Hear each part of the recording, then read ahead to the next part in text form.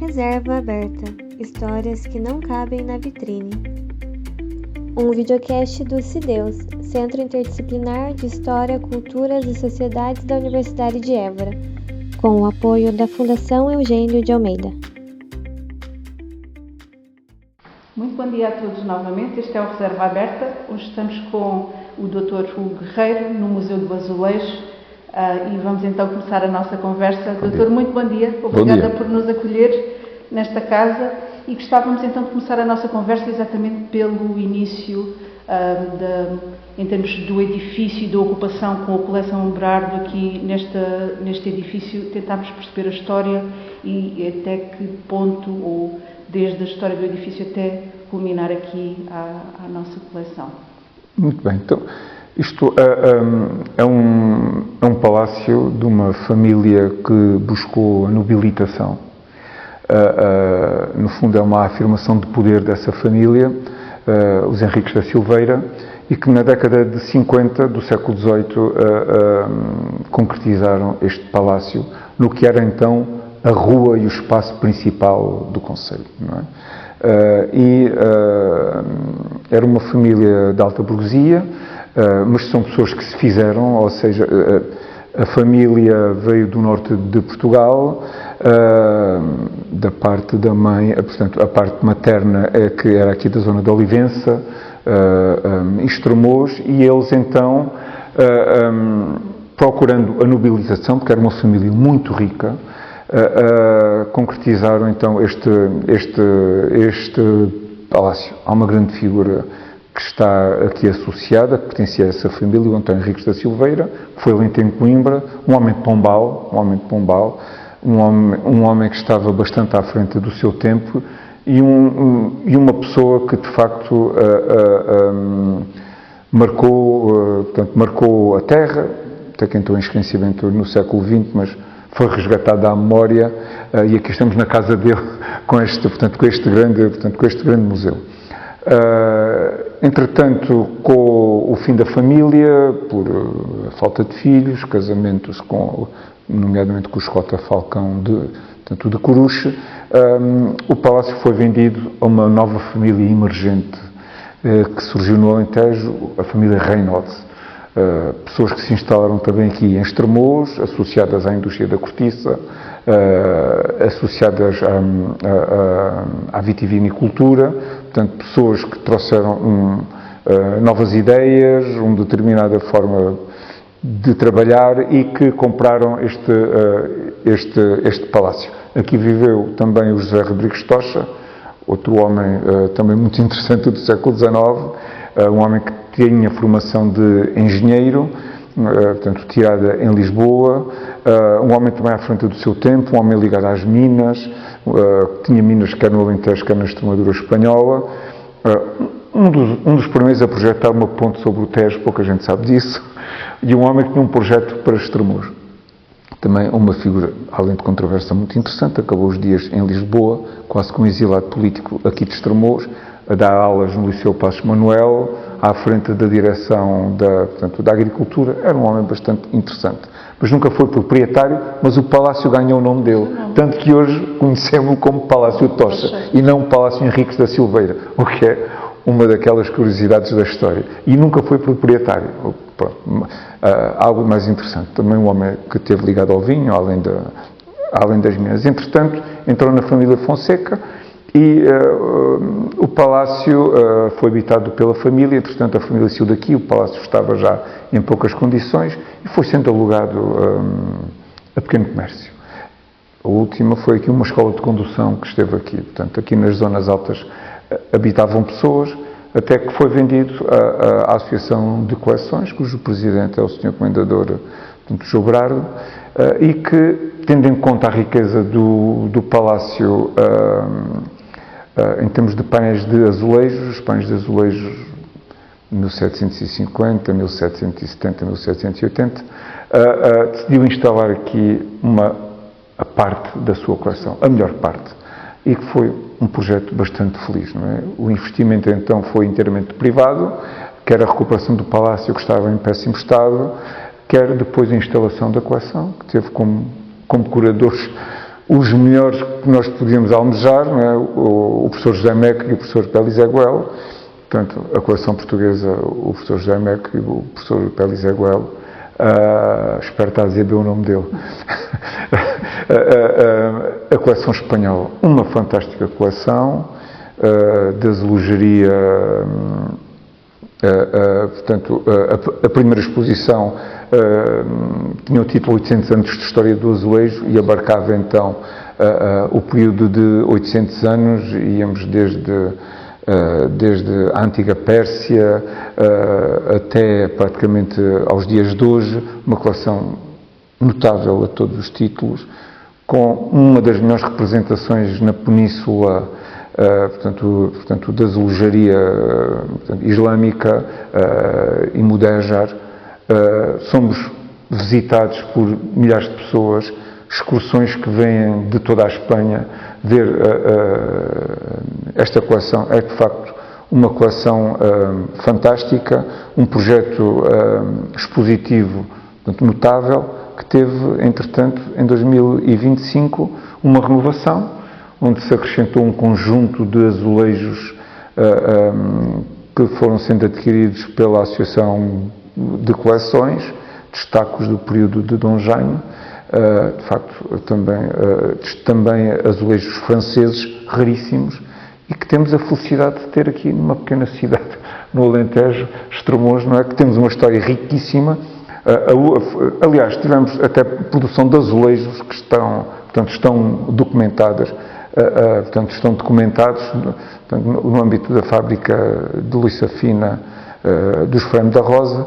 Portanto, este encontro feliz entre um privado e depois um público, que somos nós município, que por protocolo fazemos a gestão quer das atividades educativas, quer da conservação, portanto, do edifício e da coleção, e tem sido uma experiência fantástica. E nesse sentido, e percebendo essa dinâmica entre a coleção privada e depois a própria instituição pública, existe também um projeto educativo, também no sentido de fazer com que a coleção não seja exatamente um local fechado, mas sim um local também de aprendizagem e também quase de apropriação da comunidade em relação a este espaço também, como sendo um local até de estudo, eventualmente também para despoletar o interesse académico e em gerações futuras. Queríamos perceber também essa parte, doutor.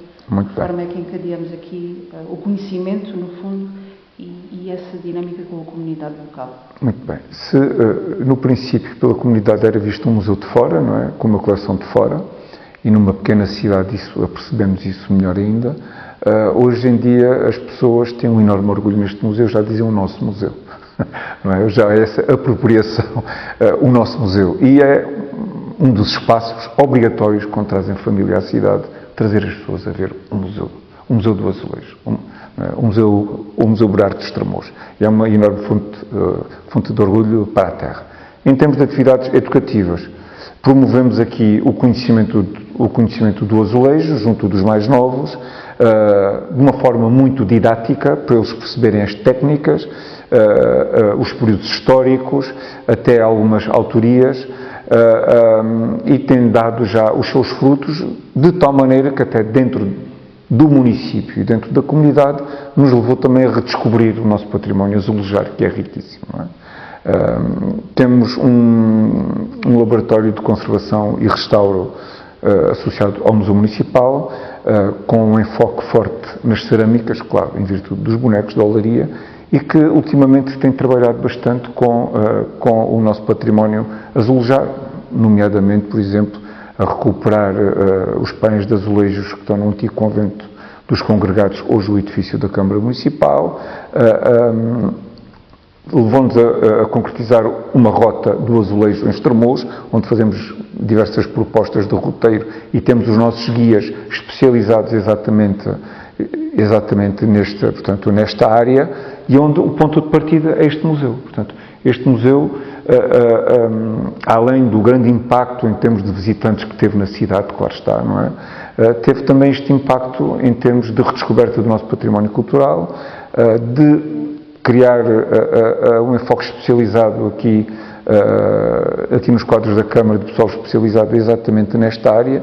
Isso tem dado os seus frutos junto da comunidade, junto dos mais novos e junto do público em geral, até aqui à volta. E claro está, mais uma vez refiro, teve um grande impacto em termos de visitantes no nosso turismo.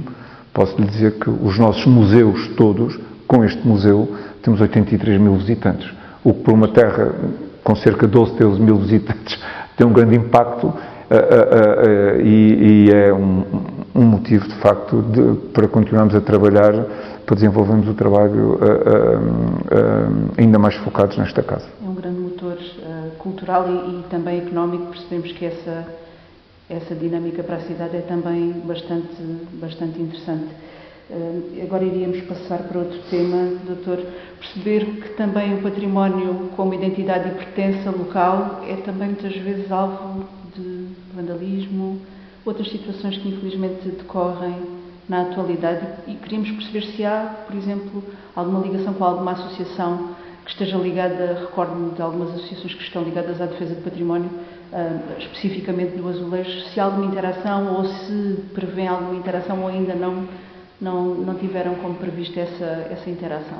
Nós não tivemos ainda, portanto, especificamente vocacionado para trabalho connosco, mas temos tido contacto com grupos de amigos de museus que vêm visitar o nosso museu, portanto de propósito, nomeadamente do azulejo, portanto, o que nos vêm visitar. Em termos locais, foi o que eu disse há pouco, de facto, obrigou-nos, entre aspas, a redescobrir o nosso património azulejar. Nós somos um concelho com mais de 20 associações de índole cultural, o que é fantástico, elas estão bastante despertas para estas questões, portanto, da salvaguarda, da preservação, da conservação do património. O que é bom, porque obriga também a Câmara a trabalhar, portanto, nessa área, e nós temos esse trabalho, nomeadamente aqui na área dos museus e da cultura, que sempre que podemos trabalhamos com as nossas associações de defesa e proteção do património e outras que têm outras especificidades, mas tem sido um trabalho que tem vindo a ser, portanto, a ser construído, e eu acredito que a curto e médio prazo será ainda mais forte.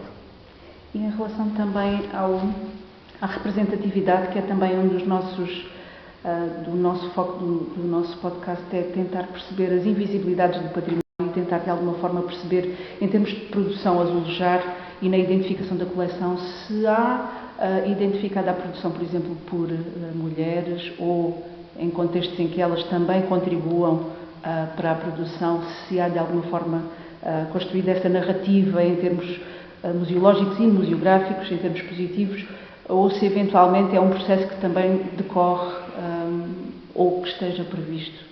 Muito bem. Portanto, neste museu não está previsto, portanto, o museu tem um forte enfoque histórico e estético, como se observa, não é? Portanto, há aqui uma preocupação cronológica no passar das salas para as pessoas entenderem o percurso que fez o azulejo.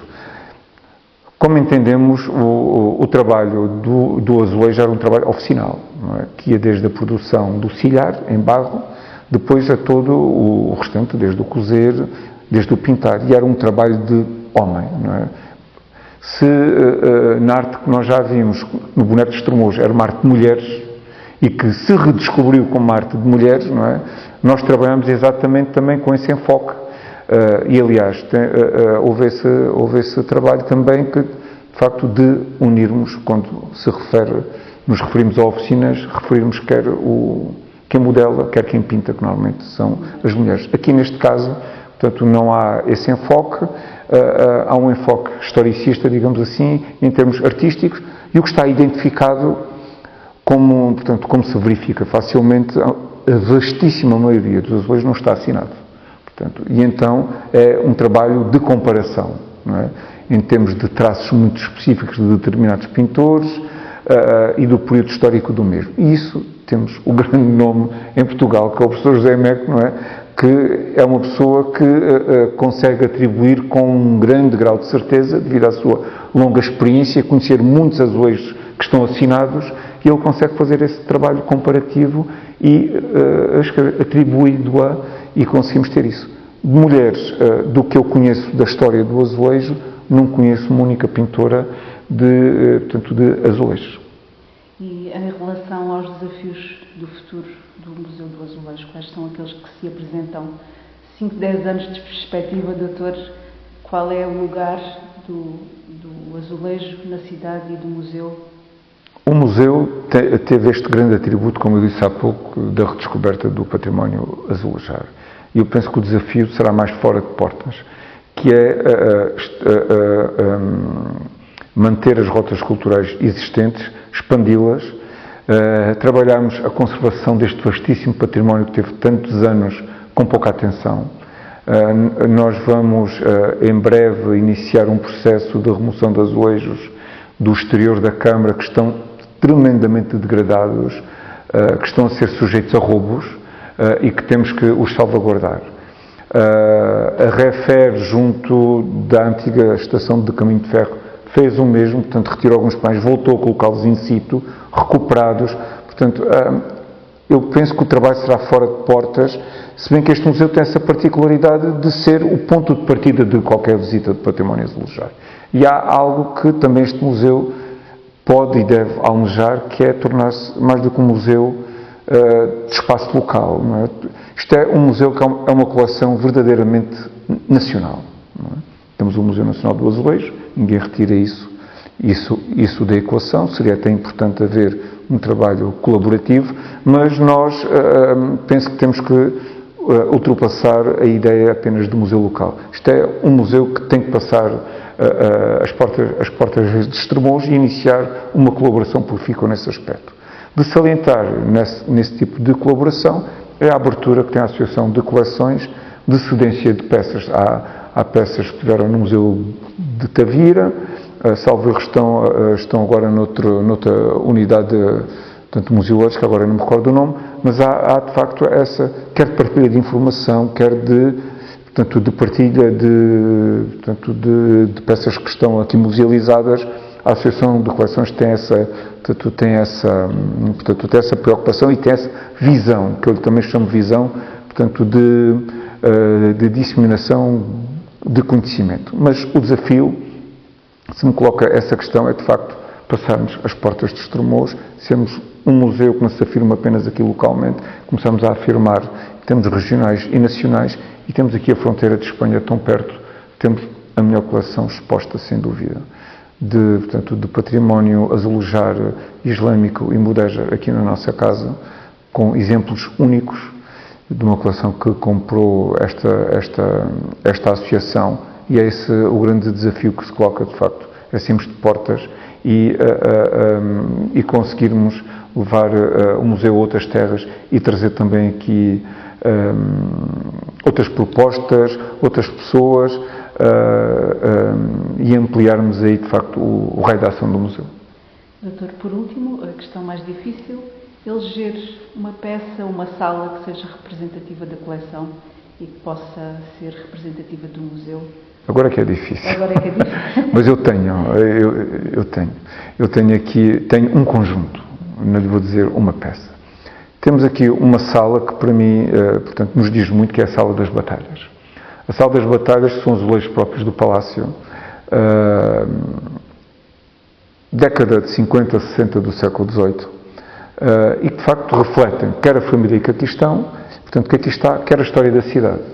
Então, o António Henriques da Silveira era um homem que escreveu a primeira monografia a séria sobre Estremoz, e esta família, na busca da nobilitação, tinha também o Amar Henriques da Silveira, que fez uma companhia de cavalos em Olivença, que era um homem que se estava a associar aos militares. Aliás, já o pai também, o Barnabé Henriques, faça justiça, um homem que veio de Guimarães, era um homem que foi capitão aqui em Estremoz, também era um homem militar. E então estão ali naquela sala as grandes batalhas onde participaram as tropas estacionadas em Estremoz. E tem pormenores deliciosos, muito interessantes e que passam em revista a história de Estremoz.